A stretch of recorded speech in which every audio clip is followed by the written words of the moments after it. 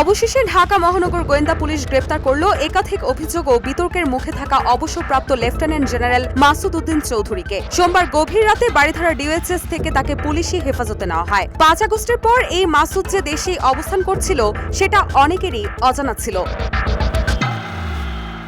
তার গ্রেপ্তার ঘিরে রাজনৈতিক মঞ্চে এখন নতুন চাঞ্চল্য তৈরি হয়েছে। ডিবি প্রধান শফিকুল ইসলাম জানিয়েছেন, মাসুদ উদ্দিনের বিরুদ্ধে বর্তমানে 5টি মামলা আছে, কিন্তু এসব মামলা শুধু আইনি বিষয় নয়, এতে লুকিয়ে আছে দেশের রাজনৈতিক ইতিহাসের এক ভয়ঙ্কর অধ্যায়ের কাহিনী। মাসুদ উদ্দিন চৌধুরী 1974 সালে রক্ষী বাহিনীতে যোগ দেন। পরবর্তীতে তিনি বাংলাদেশের সেনাবাহিনীতে যোগ দিয়ে 9ম পদাতিক ডিভিশনের জিওসি হয়েছিলেন।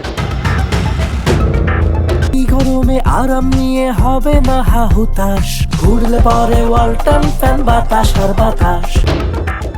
এর আগে 2007 সালে তত্ত্বাবধায়ক সরকারের সময় মাসুদ দেশের রাজনৈতিক সংকটের কেন্দ্রবিন্দুতে ছিলেন। অভিযোগ আছে, এই সময় তিনি রাষ্ট্রপতি ভবন এবং বঙ্গভবন নিয়ন্ত্রণের পরিকল্পনায় সক্রিয় ভূমিকা নেন। দুর্নীতি অনিয়ম দমন সংক্রান্ত জাতীয় সমন্বয় কমিটির প্রধান সমন্বয়ক হিসেবে দায়িত্ব পালনকালে তার নাম নানা বিতর্কে ওঠে। এরপর 2008 সালে অস্ট্রেলিয়ার বাংলাদেশের হাই কমিশনার হিসেবে নিযুক্ত হন মাসুদ। তার অবসর গ্রহণের পর ঢাকায় রেস্তোরাঁ, ব্যবসা এবং জাতীয় পার্টির নেতৃত্ব পর্যায়ে পদাধিকার পান। 2018 ও 2024 নির্বাচনে ফেনী 3 আসনের জাপার মনোনয়নে সংসদ সদস্য নির্বাচিত হন তিনি।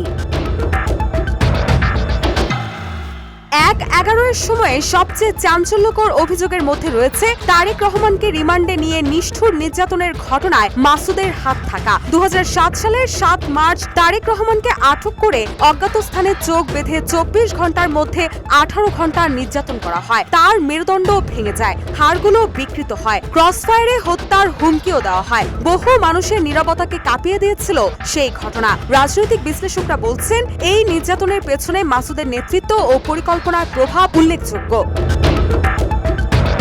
অতীতের সব কাহিনী মিলিয়ে দেখা যায়, মাসুদ উদ্দিন চৌধুরী শুধু সেনাবাহিনীর কর্মকর্তাই ছিলেন না, তিনি রাজনৈতিক হস্তক্ষেপের কেন্দ্রবিন্দু এবং ক্ষমতার নকশাকার ছিলেন বলে রাজনৈতিক মহলে অভিযোগ রয়েছে। তার বিরুদ্ধে অভিযোগের তালিকা দীর্ঘ। রাজনীতি শৃঙ্খলা ভঙ্গ থেকে শুরু করে উচ্চপদস্থ ব্যক্তিদের ওপর নির্যাতন সবই তার কৌশলের অংশ বলে অভিযোগ ওঠে। এখন ডিবির হেফাজতে থাকা মাসুদের ভবিষ্যৎ ও মামলার গতি দেশের রাজনৈতিক মহলে কৌতূহল ও উত্তেজনার কেন্দ্রবিন্দুতে পরিণত হয়েছে। রুশা সুর, নিউজ ডেস্ক, ইত্তেফাক।